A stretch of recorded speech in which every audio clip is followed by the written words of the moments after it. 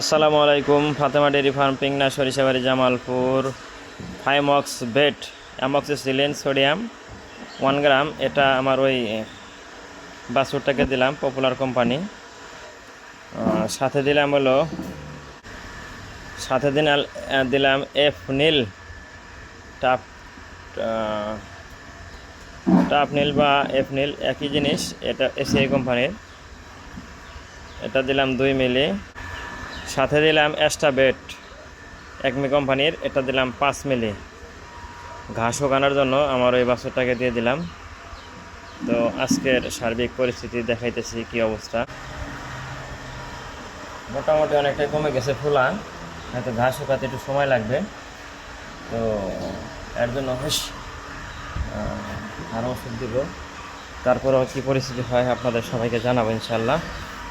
তো এই হলো আমার সার্বিক পরিস্থিতি।